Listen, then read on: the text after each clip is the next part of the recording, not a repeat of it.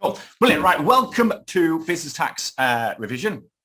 The plan is we're going to cover tasks 7, 8 and 9 today, which leaves the rest for Anne to cover when she's come back.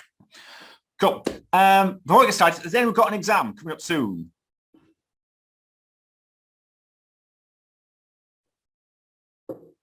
Saturday.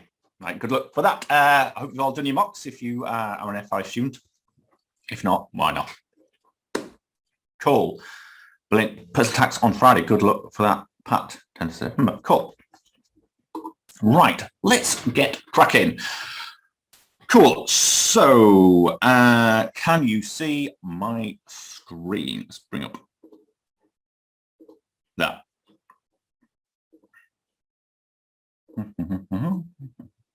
Share screen. Screen 2. Cool. Can you see my screen okay?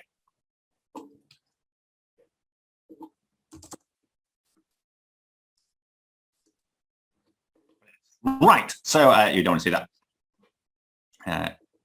Minimize that. So we're going to cover task 7, 8 and 9, which leaves task 10, which is the big share pool question for Anne to do next week. I thought I'd leave her pleasure of doing that.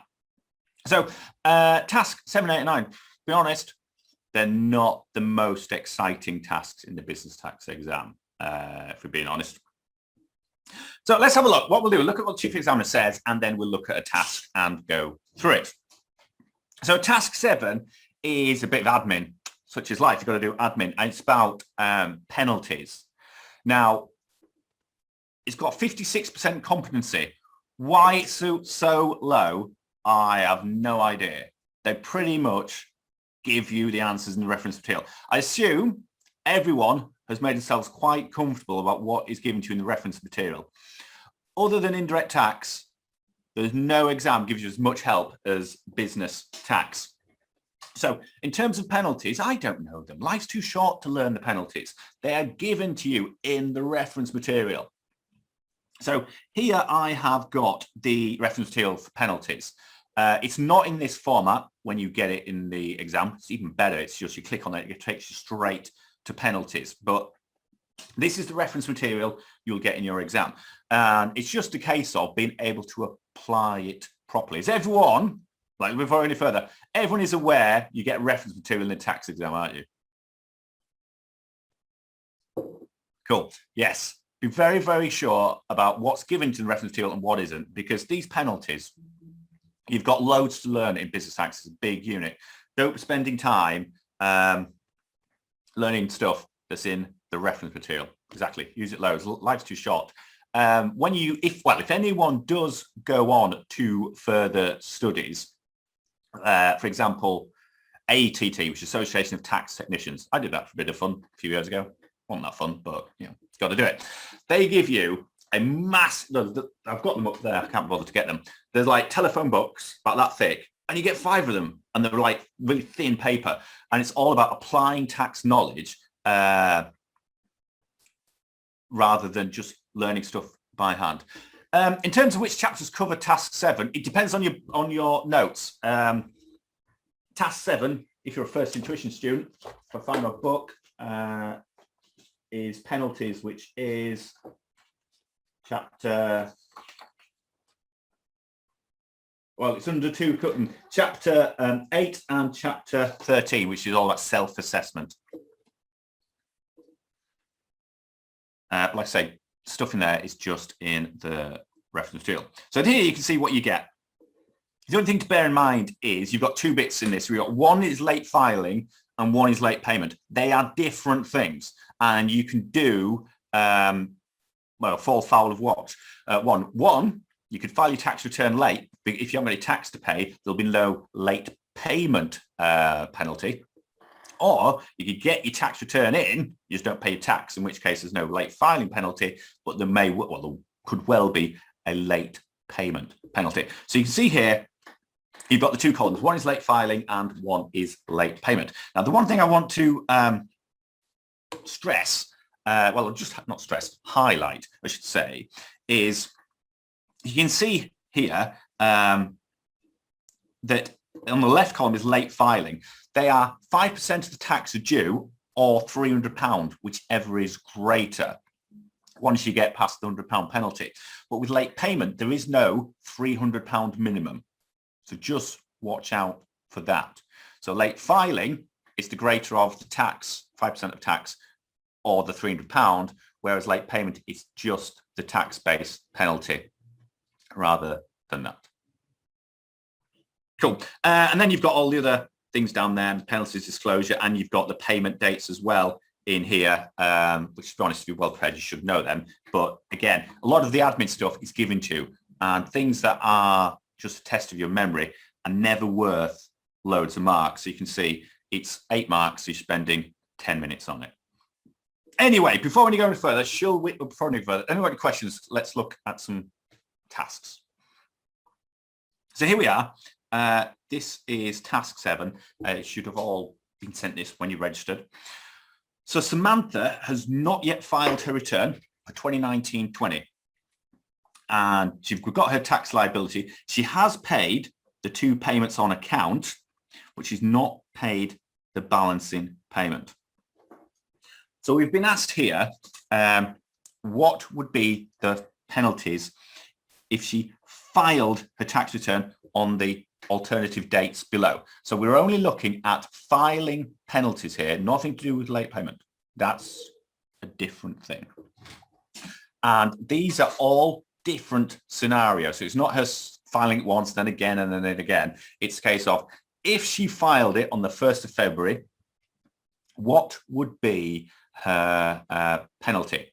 Then in an alternative scenario, if she filed it on the 30th of June, what would be her penalty? And likewise, 31st of December. So is everything clear what we're looking for in this task? It's not, what one person submitting 3 returns. It is a completely alternative scenarios, almost in like a parallel universe. Right. So actually, before we get going, her tax return of 2019-20, if she submitted it online, when should she, or what is the last date she could have submitted it online for 2019-20?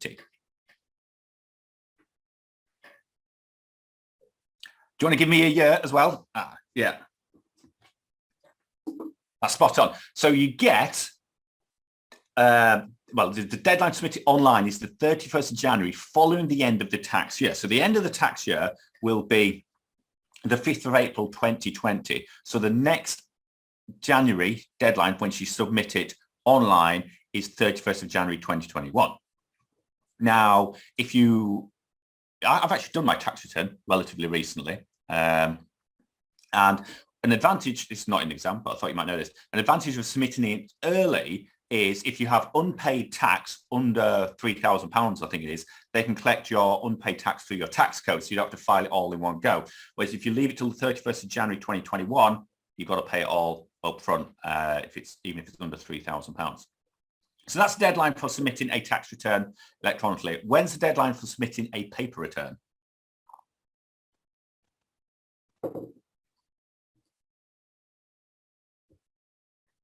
That's right. So in this case, it would be the end of October 2020. So you don't get as long. The reason being, they don't want you to submit a paper return because then someone has to deal with it and that costs money, whereas you can do it online. The only thing to bear in mind is if you do submit a paper return by the 31st of October, they'll calculate the tax for you. If you submit it online, they'll calculate the tax for you. So you don't actually ever have to do a tax comp if you're doing a self-assessment. However, it's a good idea that you can, because you only have to put an extra 0 in somewhere by accident and your tax is out, and you should be able to think that that's probably not right. Anyway, let's get going. So she should have submitted it by the 31st of the 1st, 21. She didn't. So in scenario A, she submitted it on the 1st of February, 2021. So there's various different penalties. You've got a fixed penalty, a daily penalty, and a tax geared penalty. So what we're going to do is, we're not going to worry about it, we're just going to look at the reference material. So we're looking at this column here, late filing. As soon as you don't get it in by the 31st of January, straight away, you have a £100 penalty. So in this case, she's got a fixed penalty of £100. It used to be the case that if you have any tax outstanding, as long as you paid more than £100 and paid your tax, you avoided the penalty, but that's not the case. As soon as it's late, it's £100. So she's got a fixed penalty. Then we're going to look at, does she have a daily penalty or a tax-geared penalty? So you go straight back to the reference material. So the next penalty kicks in when it is 3 months late, which is not the case here. So we're not going to have any daily penalty and we're not having tax-geared penalty because it's only a day late. She gets £100, slap on the wrist, could be worse. Now, in scenario B, so this is a completely different scenario. It is nothing to do with the 1st of February, 30th of June, 2021. So she's quite a few months late. So straight away, she'll get the fixed penalty because it is late. But then we're going to look at the daily penalties. So the daily penalties kick in as soon as it is 3 months late. And it is £10 per day for up to 90 days, giving you a maximum of £900. But this is a bit I want to stress, is it's not a case of if you were 2 months and 29 days, would it be 29 days? Yeah, because it'd be April, and you submitted it, you've got £100. And then suddenly if you are 3 months, you've got 28 days in February, 31 in March, 30 in April, that suddenly you've got, what is that, 870 quid kicks in. It is not like that. The £10 starts adding up from the 1st of February, March, 1st of May, it would be. So if you submit it on the 1st of May, it is £10. It's not suddenly £10 every day from when you should have submitted it to the date. It is £10 from the beginning of May. Is everyone clear with that?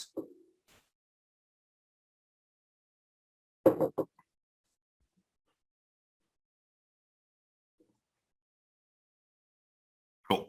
So the £10 per day adds up from the 1st of May. It isn't a case of if you hit the 1st of May, it's £10 a day for all of February, all of March, all of April, and the 1st of May. If you submit it on the 1st of May, it is £10 a day from the 1st of May. So I'll show you that in example. Yeah, Jessica, exactly. If you are 2 months late, it is still £100. The £10 per day does not kick in until you hit the 3 month mark. And then it only starts from the 3 month mark. So I'll do the first one. I'll ask you to the next one. She submitted it on the 30th of June, 2021. So how many months are we late? We've gone February, March, April, May, June. 5 months late. So we are above the 3 months. So she's going to have the daily penalty. But the daily penalty only kicks in on the 1st of May. So if she submitted it on the 30th of June, how many days after the 1st of May is that?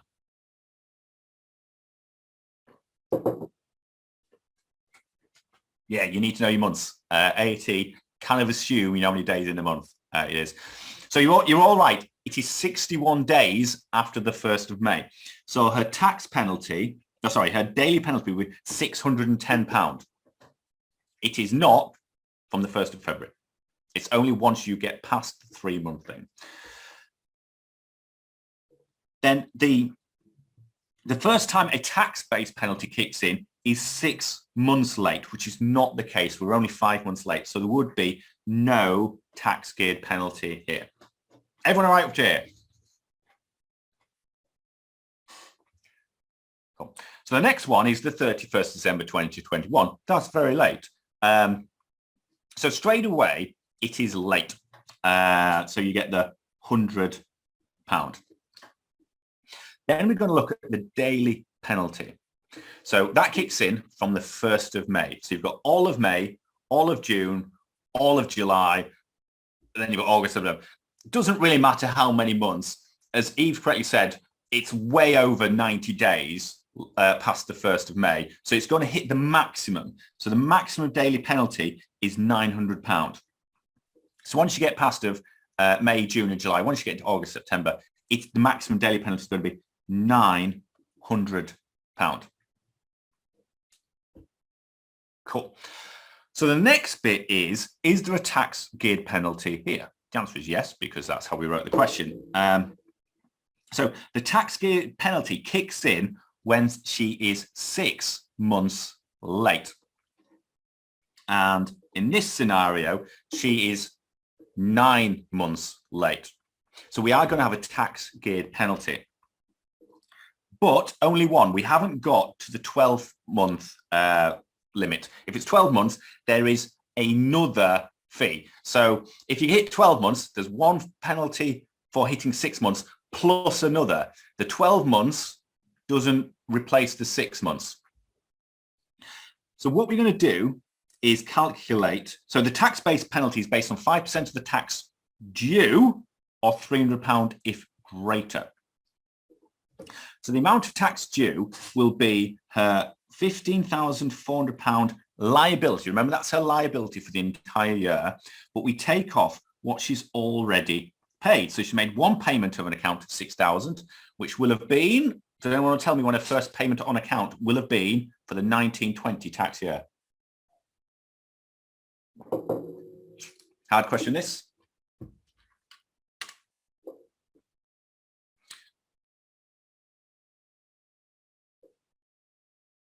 Geraldine is right. So the first payment on account for the 2019-20 tax year is actually in the tax year, which is 31st of January 20. And the reason why we choose that date is by that point there, you should have submitted your previous tax return. Therefore, we know your tax liability or tax payable from the previous year, which we will use to calculate your payment or her payments on account. So her tax payable on her 18-19 tax return should have or will have been £12,000, and she makes one payment on account of half of that on the 31st of January 2020 within the tax year, and then her second payment on account will be the 31st of July 2020, the July after the tax year, where she'll pay another £6,000. She then comes to submit her return, or not, as the case may be, but she calculates her tax liability to be £15,400. So she's paid two amounts of 6,000, meaning £3,400 is the amount that is still due. So the tax-based penalty is 5% of this. So 5% of 3,400, 0.05, is £170. However, if we go back to our reference material, all the late filing penalties have a minimum of £300. So if the tax was greater, we would use whatever the tax was, but it's not. In this case, the tax, 5% of the tax owing is £170. So we're not going to use that. She's going to have a tax geared penalty of £300 because that is greater. Now, if she hadn't submitted it by the 31st of January 2022, she would have another tax-based penalty. So again, it would be the same amount, but it would be on top. So she would have £600 of tax geared penalties outstanding at that point. Does everyone follow me to there? Oh my God, is that, oh my God, because it's harder. Oh my God,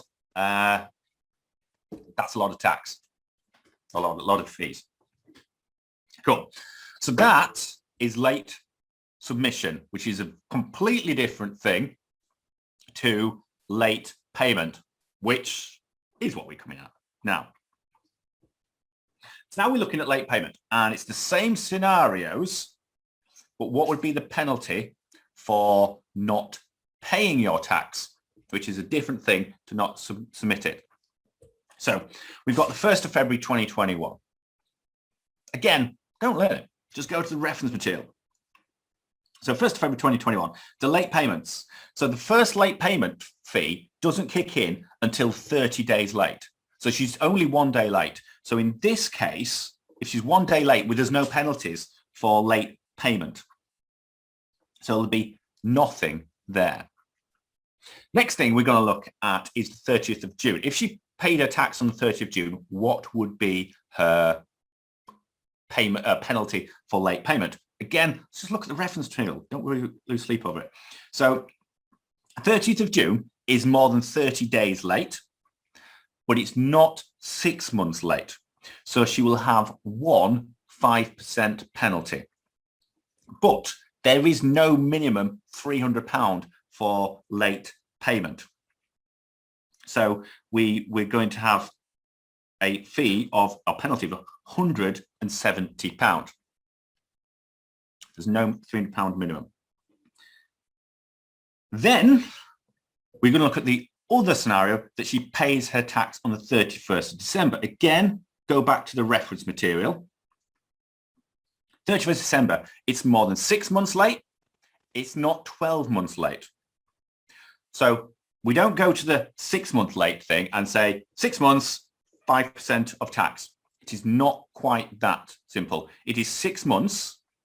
So that's an additional 5% of tax. So you've got 5% of tax for being 30 days late, plus another 5% tax for being 6 months late.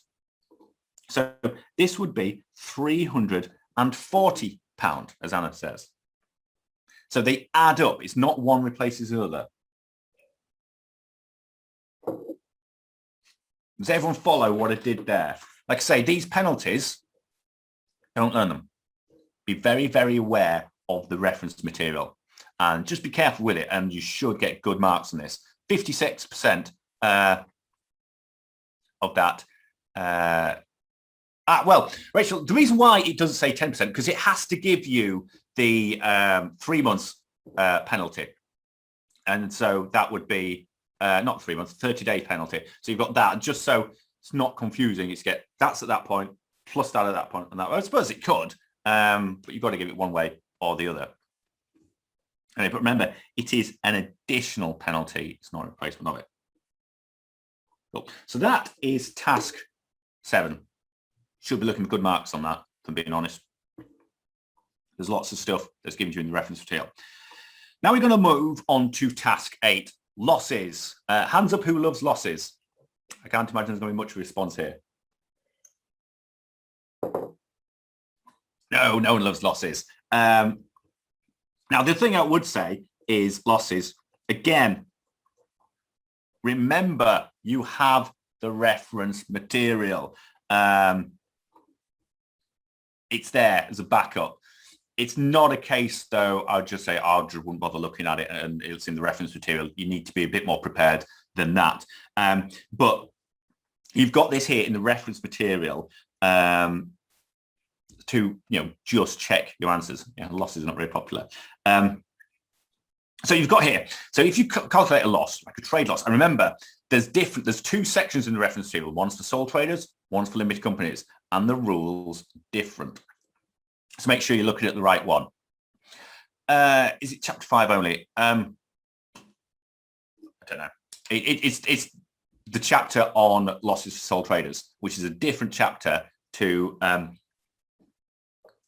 the losses for limited companies. No, you could. There's different losses as well. Don't forget, it's not just chapter 5, because, as you'll see here, we've got capital losses as well, and you need to know how to deal with them, because they will, as you'll see, they come into play as well. You can't just assume it's just trade losses that you need to deal with. So we're going to see that in a second. So remember, you got that, but you do need to be able to know how to deal with losses. So here we've got a bit of there, but I'll go through it rather than you read that. But in terms of a scenario, we've got this. This is really, really common, the sort of thing that comes up an awful lot. We have, and where's my pen gone? My pen gone somewhere. It's there. The first thing you've got to get clear in your mind, and I've seen this quite a bit, make sure you know which year is each year. Don't assume it goes 2020, then 21. It can be 21. Don't get that wrong. That's throwing away marks for what you've got. Remember which year is which. So here we've got some things to bear in mind. So let's change colour. We have a trade loss, and we have a chargeable loss in the previous year. So here we're looking at sole traders. So make sure you're looking at the right reference material for the question that you've got. So you've got sole traders. You've got the same thing for limited companies. It's just, it was quite near the, well, not near, it was next to the sole trader penalties. So that's why we looked at that rather than scrolling through the reference material. So we've got two things here. We've got a trade loss and we have a capital loss in a previous year. And we've got some qualifying charitable donations as well. What's going on? The other thing is when we look at the Chief Examiner's report, we're looking at losses. 48%, yeah, it is harder than, well, it's a lot harder than Task 7, let's be honest. So here we've got some things that you need to do. Advise on the best use of loss available. Beware of different loss reliefs available. Lots of different losses are there. But in terms of advise on the best use of loss reliefs available, AAT make it relatively straightforward because with limited companies, the corporation tax rate doesn't jump around very much now. It's been quite consistent. So generally when they write a question like they will here, they will give you how they want you to relieve the losses. So here we want you to claim the losses as soon as possible. What that means is current year, then prior year. You have to do a current year to do a prior year. Now, in different finance acts, it's not related to you, so don't panic. This is not going to be in your exam. It might be a case that you know that next year's corporation tax rate is going to be greater, and a company might decide they want to relieve the loss at the highest rate possible, in which case you wouldn't do a current year or previous year loss relief because the rate of corporation tax is going to be lower than the future one. That is not the case. The corporation tax rate has been really stable recently, so it's just going to be they want to claim their loss as soon as possible, which is a current year loss, then a previous year loss relief, and then carry what you've got left forward. Is everyone okay when it says here as soon as possible? What that means, it's current year and prior, because what that does, as soon as you do a loss relief, you get a tax refund, and that's really good if you are a cash short business. Cool. So let's change my pen back to my nice yellow. So here we've got a current year trading loss that we can do something with, and then we've got a previous year capital gain. So the first question is, how much loss relief can we claim against income in this year? So this year we've got a loss of 49,600. We've got a chargeable gain of 5,000, and we have a qualifying charitable donation of £1,700. Now, the first thing we need to do is remember the rule. What's the only thing you can do with a capital loss if you're a limited company?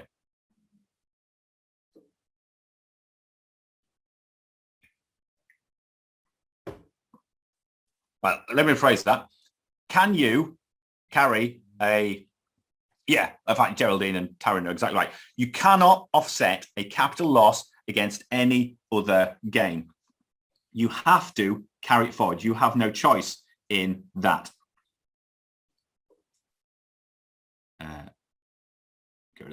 So what we would have to do here is carry this loss here forward against the 5,000. There is no choice on this. So what will happen is the 3,500 is offset against the £5,000 gain. We have to do that. There is no choice. So that would leave £1,500 of capital gain remaining in 2021. So that's what has to happen before we can do anything. Then we can start looking at current year loss relief. Does anyone want to have a go or suggestion about how much current year loss relief we can do? And remember, we have to do a current year loss relief first before we can do a prior year. That's right. So when you do a current year loss relief, apologies, let me just shut my emails. I don't want you seeing anything you probably shouldn't. Go back to that. So when you do a current year loss relief, it has to be against everything else prior to deductions of qualifying charitable donations. So we cannot take them off. A current year loss relief is before qualifying charitable donations. So we can claim £3,200 current year loss relief. We have to, we just lose the £1,200 qualifying charitable donation. Then we've asked about a prior year loss. So if we do, once we've done a current year loss relief, we can do a prior year loss relief. And again, much like a current year loss relief, it's against total income before qualifying charitable donations. So a prior loss relief would be against total income prior to qualifying charitable donations. Now this has gone. It's been used against the qualifying gain in this year. So that would just leave the trading profit and the gross interest received. Again, it's before the £1,000 qualifying charitable donation, so we're going to ignore that. So that'll be 14,700 plus 1,800 gives a figure of £16,500. So now we've done a current year loss relief, prior year loss relief. There's not much more we can do. We can't go back any further. So the rest is going to have to be against what? Then want to tell me what it needs to be carried forward against.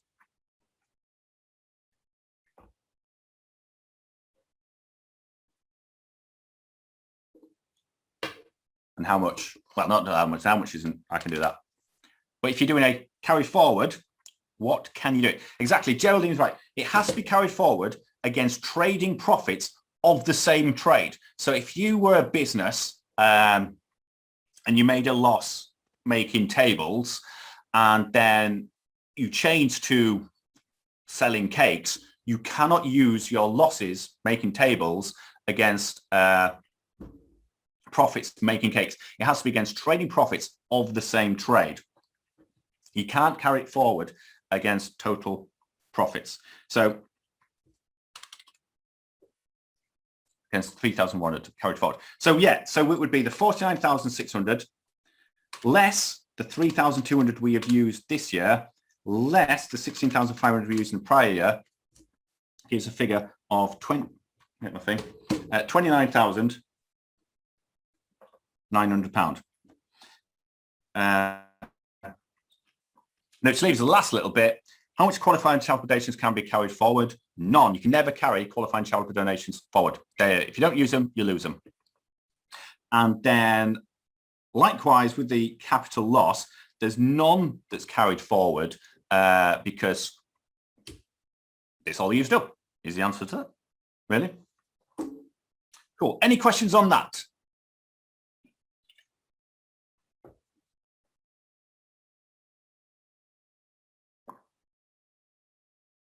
Again, remember, you've got the reference material. Now, you should know how to deal with practice dealing with the losses. But yeah, it's all the rules are given you in the reference material, but you need to practice applying them. It's not a case of just relying on the reference deals with losses by any means.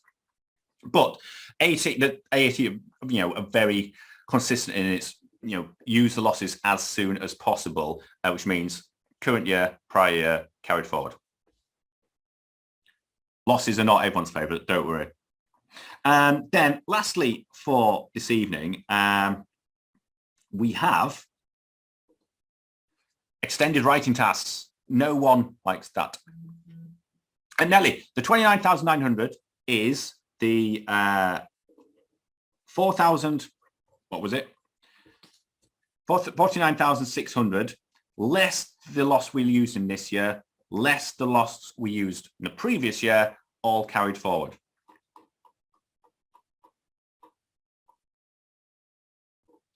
So task 9, extended writing task. Actually 65% competency. Quite well. Most people's students don't like extended writing tasks. So there's lots of things that could come out, but there's sort of main themes. I mean, one of them is very common, tax evasion, tax avoidance, tax planning. You really need to be clear about the differences with them. Ethics, again, really, really key. Money laundering, because it's all aimed at people who work in practice. And so money laundering is key. It's really, really important. And then the one thing I would say is the scenario. You're given a scenario for a reason. Don't just churn out stuff from reference material, because that's not really applying for it. You won't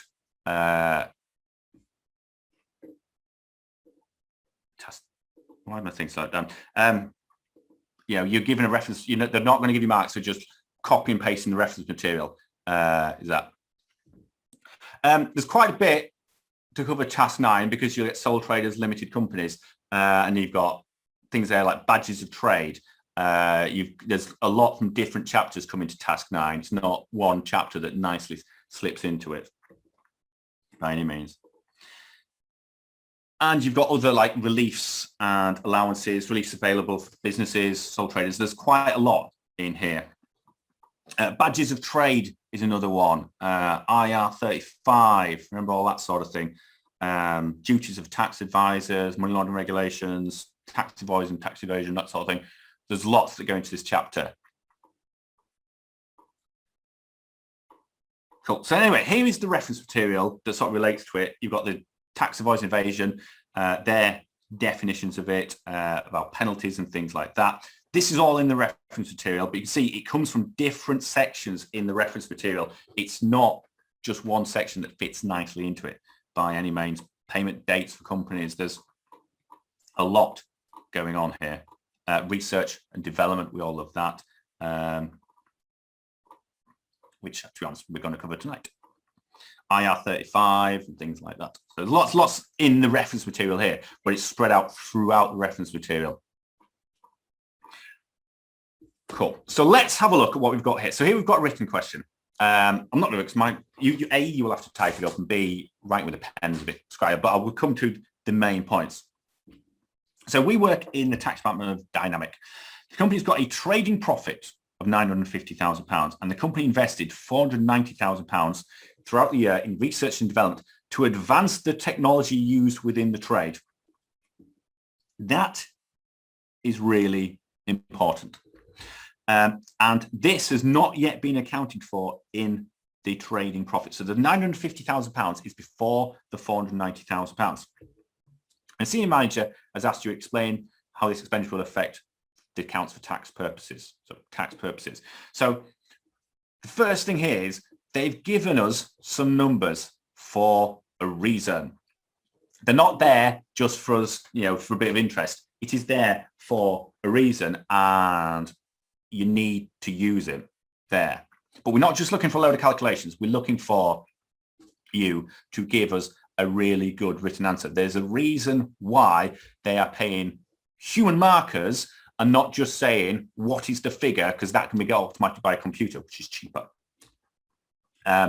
So you need to use the scenario, we need to use the figures, but the figures are not the be all and end all. So a couple of things. The £490,000 hasn't been taken into account in the accounts. So the first thing we do, it is allowable for tax.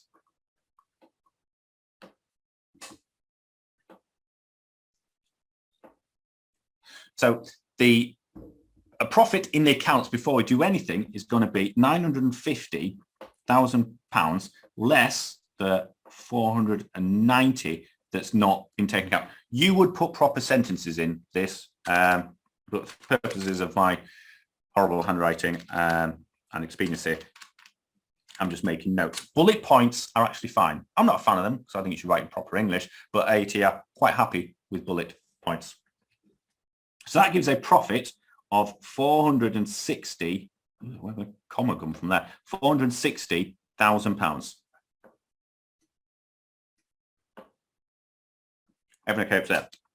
Now, the important bit and the whole gist of the question that this is research and development used to advance the trade, within the trade. It's not some completely ridiculous speculative thing that's just not relevant and not be used for anything. We've spent money to develop technology. And the government wants people, or not people, companies, to develop technology. So they're going to give you a tax benefit for this. So the tax benefit is in the reference material. So you can see here is what it's got to be to qualify for the business. And it's here, the tax relief allowable on research and development costs is 230%. And remember, it's only applicable for small companies. The company will always be a small company, because if it doesn't qualify for research and development, it's not a very exciting question. So the company will always be small or medium and will qualify for research and development. But you get an extra tax relief of 230% of the research and development to encourage you to invest in new technology. So it's like startups and things like that. Now, if you're Apple working in the UK, you won't get that because you've got loads of money. But it's to help small companies to come up with new technologies and hopefully grow and then get big and pay loads of tax and pay loads of tax to the government. So we get 230%. So we've allowed 100% against tax so far. We can now have another 130% of the research and development against tax. So 130% times by the amount that they spent of £490,000 is 123 times 1.3 gives a figure of £637,000 on top of that we can take off again. So £460,000 less 637. That's a 3, not a 7. So late night. 7, 1, 2, 3 gives a minus 460, 123 minus 637, 123 gives a loss, a trading loss of £177,000. Then this is the bit where you get right in and you say, what are the options available to the company in terms of research and development? You've got two choices. You can just have a loss and you can then carry that forward against future profits. The £460,000, Anna, is the company made a profit of £950,000, but we haven't taken it or adjusted for the £490,000 spent on research and development as yet. It's not been deducted in the accounts as a cost whatsoever. So even just because it's an allowable expense, we were allowed to take off the £490,000 to give us, at this point here, a profit of £460,000. But because it is a small and medium-sized company and it is research and development used to advance the trade, we can then get an extra tax benefit of another 130% of the expenditure of 490, giving us £637,000 on top. So that's 100% of the R&D. Sorry, that's not. This is 100% of the R&D expenditure. That is another 130%, giving a total of 230%. Taryn, yeah, you could definitely do 950 less 230. Now, the way I've done it is technically correct. Well, I'm not saying it's technically correct. I think it's slightly better than doing it that way. The reason being is if it was a large company, you would still take off the 100%. But because it is a small and medium-sized company and it is qualifying research and vendor, you get the extra tax benefit. So it is on top of the 490 that no matter what company it is, would also get it. But in your exam, it's always going to be a small and medium-sized company because then there wouldn't be R&D and then there would be a pretty pointless question. So yeah, you can get away with 230%. I just think this is more correct because when you actually did the tax return, you'd allow it. And then there is a box on the CT600 where you put in an extra amount and it would be the extra 130. But anyway, either would come to the right answer for the purposes of the exam. Cool. So you've got one option here as the option 1, is just carry forward to use against future trade profits. The other option, option 2, does anyone want to tell me what the other option is? Has anyone read up about this?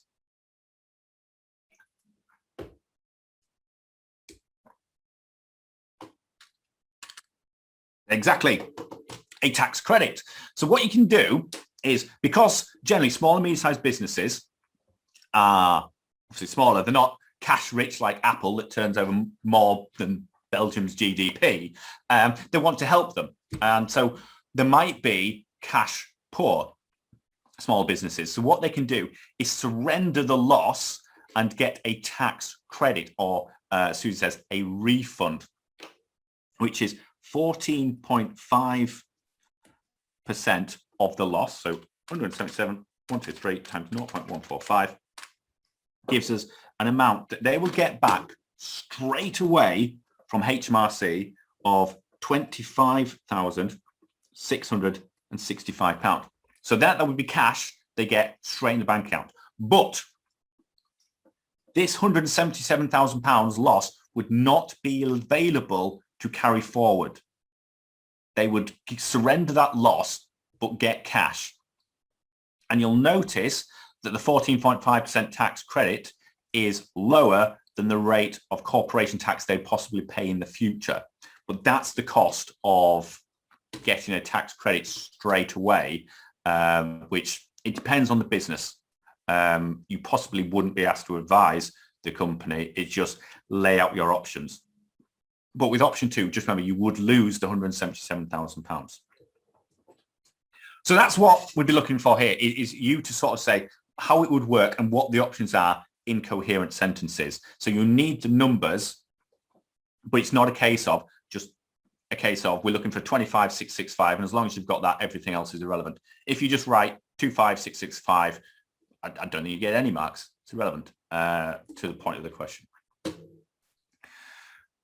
So that's R and D. Yeah, it could be badges of trade, it could be IR35. If you do get IR35 and badges of trade actually are a bit of a grey area in the real world. In the exam, it'll be absolutely obvious. If you know the rules, that either if you know the rules, you will know it really, really is that they are self-employed and not an employee, or it'd be really, really obvious that they are an employee. So we're thinking like, they will get a uniform, like my lovely First Intuition hoodie. They've got to work at a set time. They've got to work at a set place. They can't set someone else. It'll be like loads of rules that means they're an employee, or there'll be loads of rules that they are self-employed. For example, they can turn up whenever they want. They can send someone else. They provide their own tools, that sort of thing. Whereas like IR35, again, that'll be really, really obvious about, whether it is they've got different clients and things like that, or it's literally they work for one limited company kind of thing. Like badges of trade, it'll be, that they are turning over loads of stuff. They are amending it. They're trying to do it because of the product.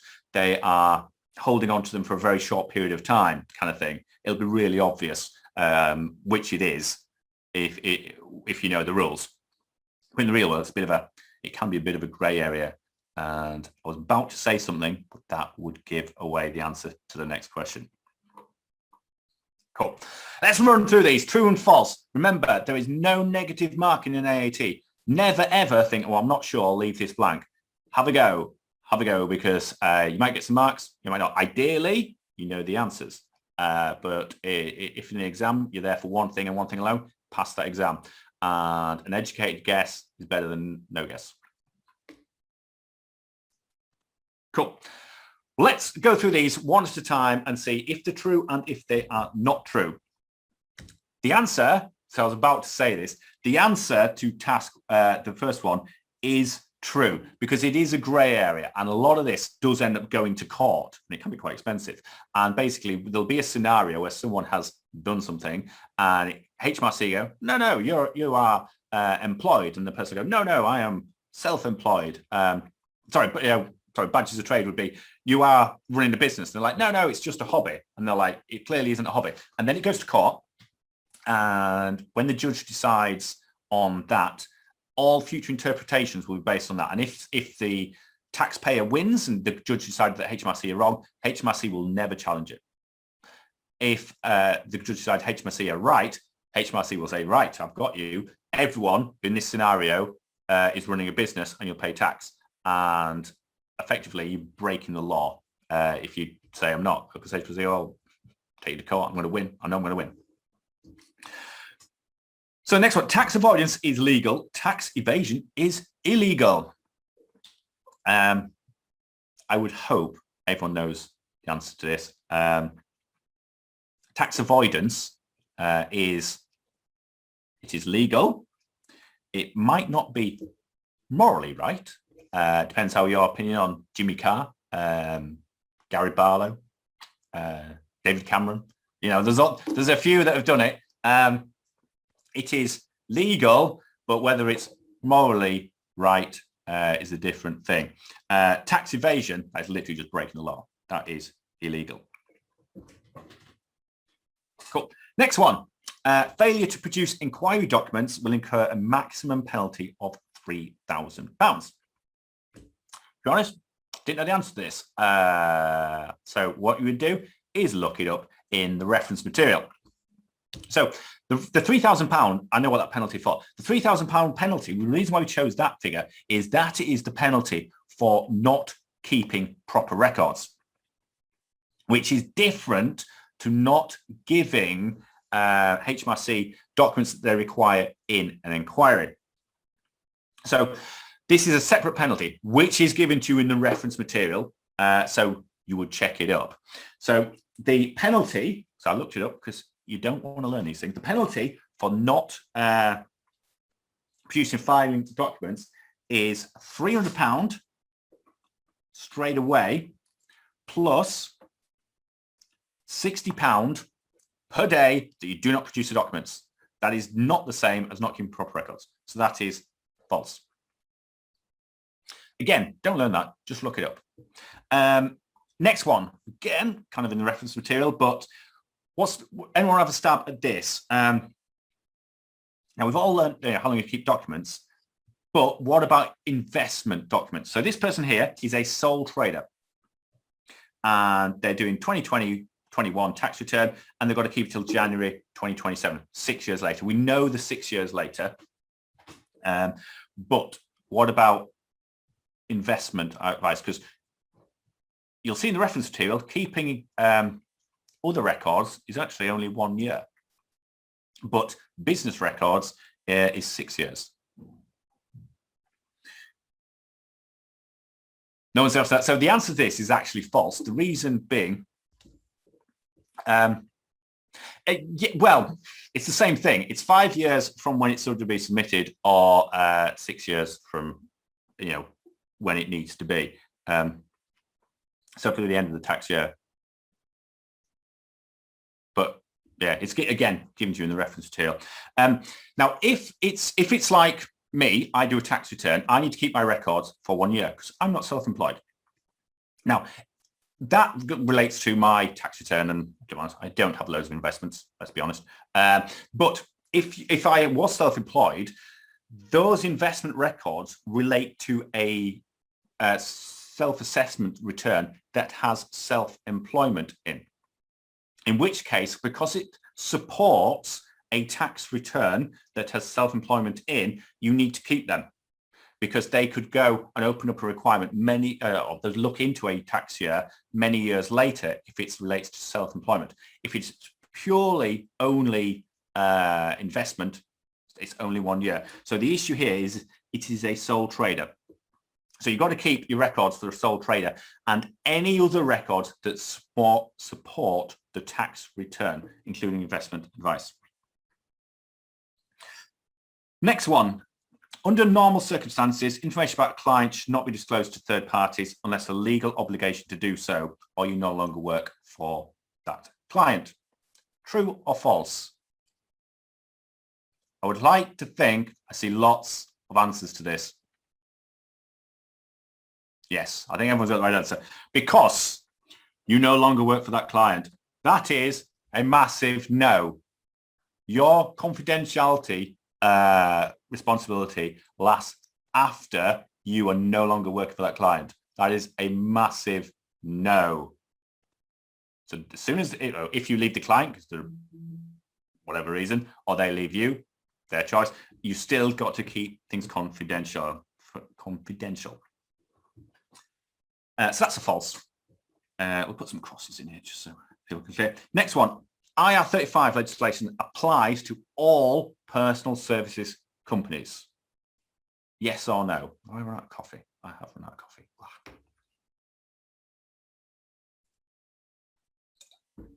This is a tricky question in the way that it is worded.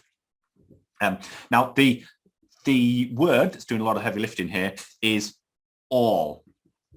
You can have personal service companies that do not come under IR35 legislation because you are not hiding employment income, anything like that. So you can you legitimately run a personal service company that has lots of clients and you're not, hiding employment income.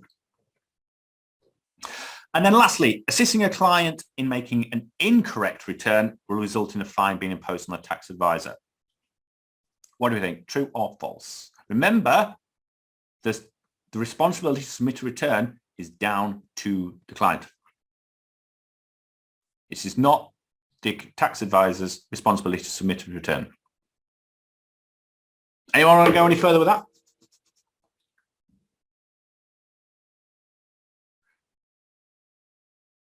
Right, I'm going to go with Taryn on this one because the issue is the client's doing an incorrect tax return. It is the client's responsibility to do to submit a correct tax return. The issue is you are assisting them. If a client, there's an error in a client's tax return, there's a few things you've got to do. Tell the client that there's an error. And if the client refuses to correct it, you tell them in writing that they've got to correct it. Then if they still refuse to correct the error, you cannot work for that client. You have to resign from the client. And when you resign from the client, do you tell HMRC or not why you're resigning?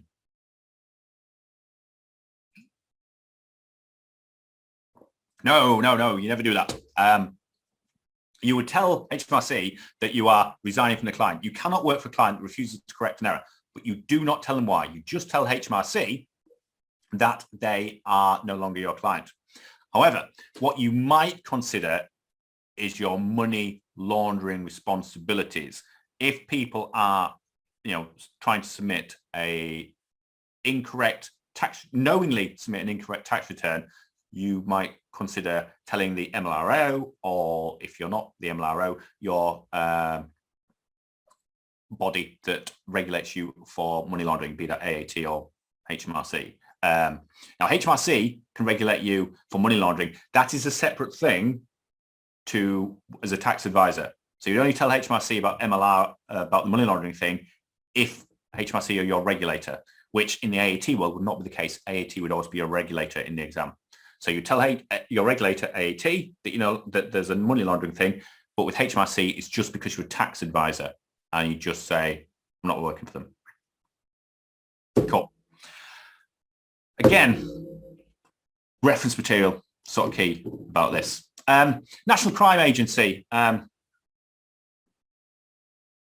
Yeah, you might tell National Crime, but but normally you would tell HMRC. You work self-employed, you put AAT. But yeah, you don't tell HMRC about money laundering.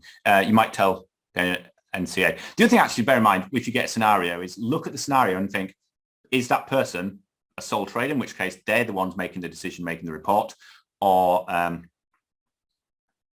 are you like an accounts junior, in which case you would tell the MLRO. Right, a couple of questions there. Jessica, after the qualification, you work as self-employed, do you report to AAT or HMRC? Now, this is not an exam, but there's two things. Once you're qualified, or even not if you're qualified, you can be self-employed. You can be self-employed today if you wish. Anyone who's like, working today as a baker and think, being a baker is a bit rubbish. I don't want to be a baker. I'm going to be an accountant tomorrow. So tomorrow they can go, yeah, I'm going to be an accountant and call myself an accountant because it's not a regulated term like doctor. And they will then pay HMRC to be their money laundering regulator, and they will regulate them for everything other than the restricted services of audit, insolvency, investment advice. And you'll be regulated by HMRC, and they will take anyone and everyone, and they'd be legal. Once you are qualified or AAT, you're AAT qualified. No one can take that away from you.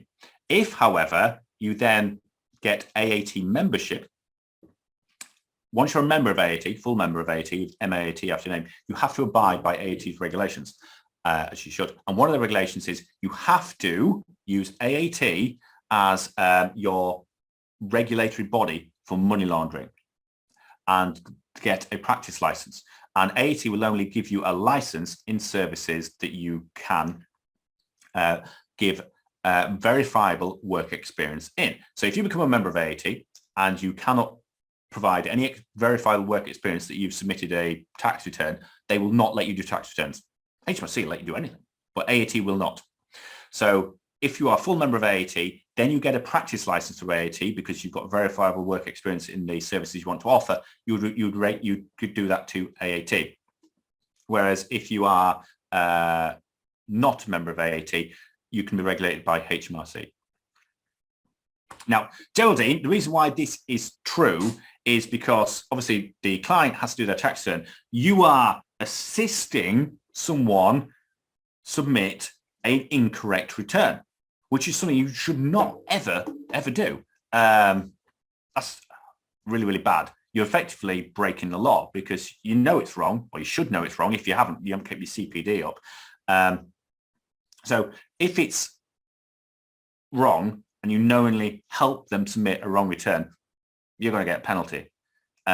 Whereas if you resign from the client, because as you should, and the client submits it, that's the client's responsibility and you've got nothing to do with it. But the fact is you are assisting the client making an incorrect return. You are doing something very, very wrong, incredibly wrong.